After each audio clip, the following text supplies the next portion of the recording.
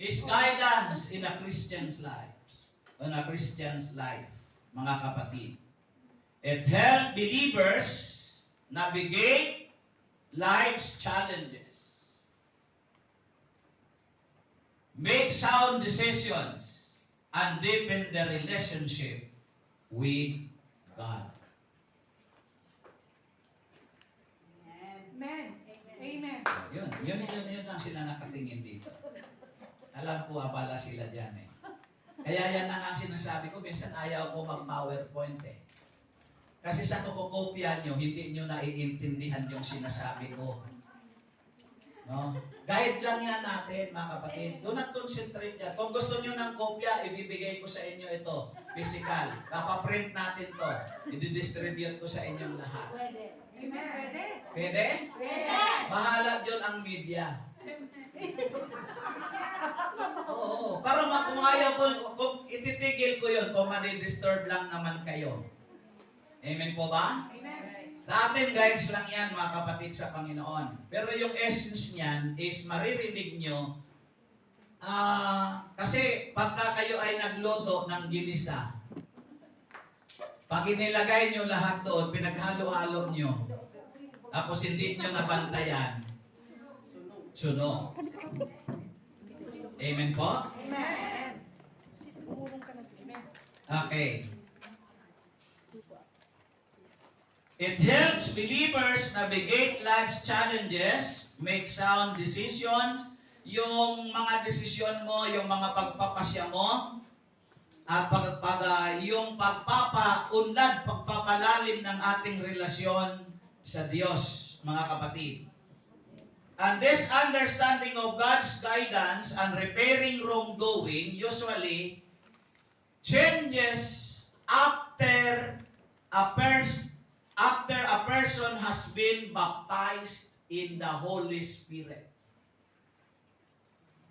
Kaya nga, di ba, after ng Catholic Life and the Spirit Seminar, after the baptism, isinunod natin itong basic Christian maturity. Kasi nagsimula ito, mga kapatid sa Panginoon, na maintindihan natin at umepek sa ating buhay pananampalataya, itong guidance and repairing wrongdoing, ang pagkatapos ng tayo ay tumanggap ng baptism. Amen. Ipapabatid ito ng banal na Espiritu sa atin.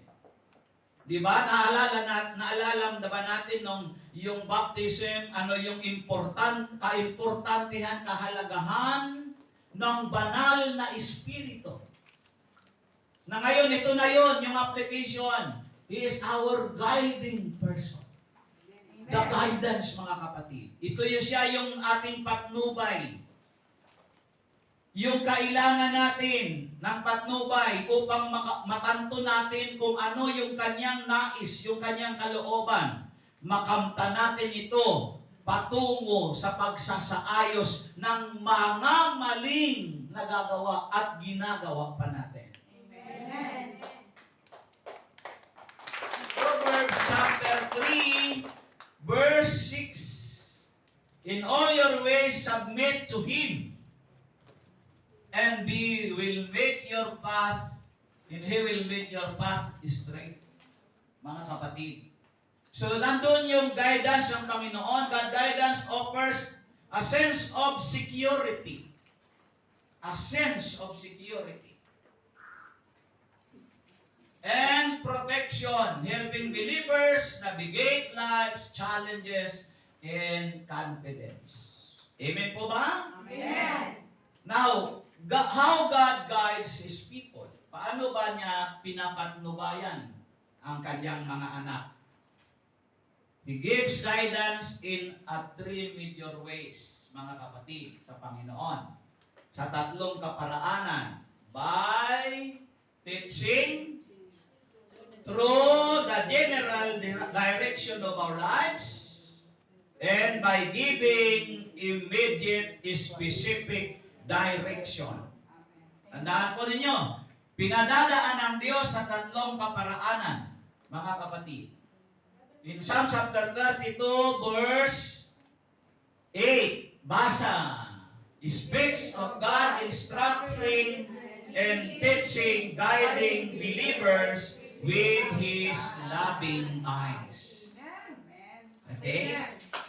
You know what is loving the eyes of God? Loving eyes of God? Paano kaya yung loving eyes of God?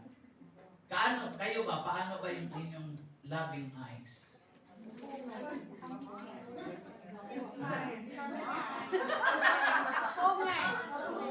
Parang antok naman yan eh.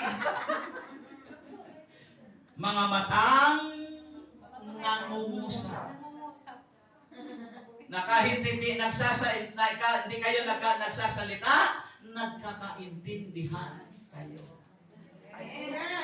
Sabi niya sa atin, sa salita natin, madala ka sa tingin. Kaya ilan sa inyo ang nabiktimang isang tingin lang, bukas ikakasal na. Amen po?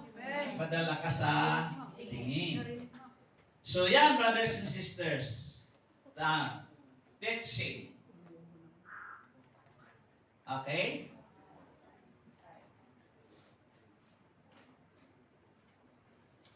The first way that God guides is by teaching. He imparts understanding and wisdom. Dinaanan natin yan noon. Tinanggap natin yung gift na yun. Ilan nga yung, ano nga yung number 1, number 2 na gift of the Holy Spirit? Love. Oh, Knowledge. nakinig nga talaga kayo. At JJ, receiving God's gift, ano yung first gift and number 1 and 2? Oh, nakinig nga talaga kayo. At least nababanggit nyo yung ibang mga gift na number 1, wisdom. Number 2, knowledge. Amen.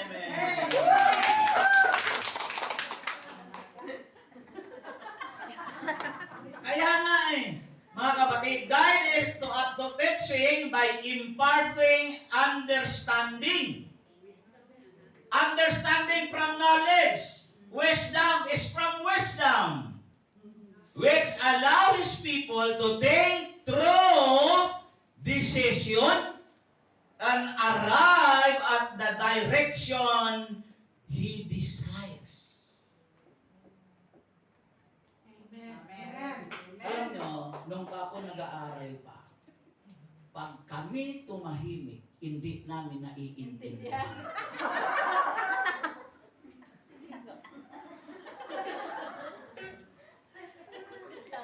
Now I know. So, ibig sabihin, mga kapatid, pinapahintulutan ng Diyos ang kanyang mga anak na sa pamamagitan nitong pangunawa at pamamagitan ng wisdom, ng karunungan na ito, mga kapatid, dito mo idadaan your right decision. Ito yung itinatama, mga kapatid, dahil mayroon kang guidance na magtama yung desisyon mo. Yan yung pagsasaayos kasi kadalasan kay higit sa malimit at malimit, minsan higit pang madalas ang desisyon mo mali. Amen. Tapos pag nagkamali ka pa naman ng desisyon, maghahanap ka kung sinong dahilan ng pagkakamali ng desisyon mo. Ikaw ang nagkamaling mag-decide, naghahanap ka pa ng karamay. Amen po ba? Amen. Ngunit sa pamamagitan ng Panginoon, ma-realize mo na kailangan mo talagang ayusin ang mga maling nakaraan Amen.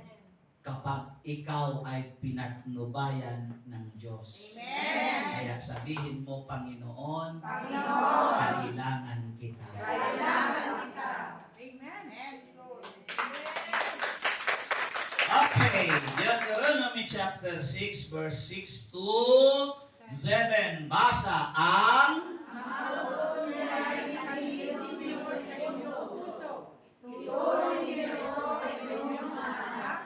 pag-aralan ninyo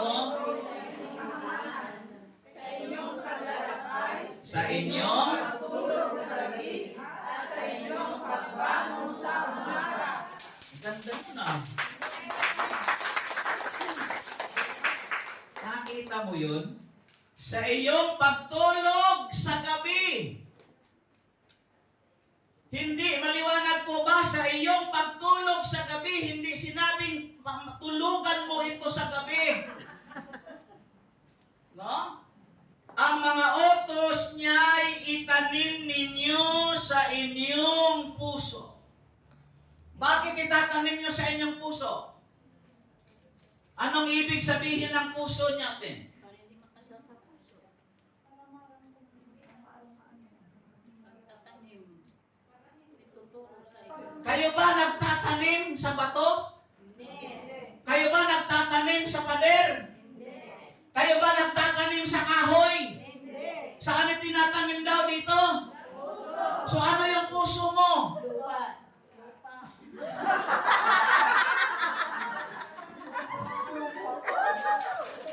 Ano?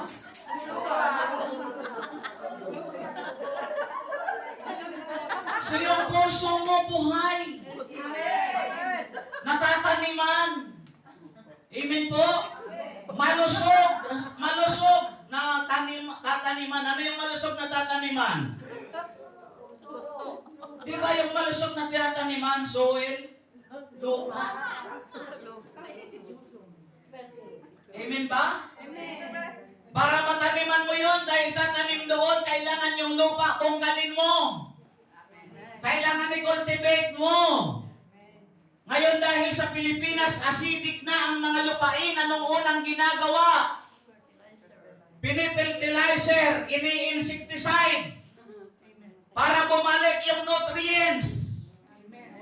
Kaya kung itatanim ito sa puso mo, ayusin mo yung mga maling na gawa ng puso mo. Toxic na yung ang puso mo.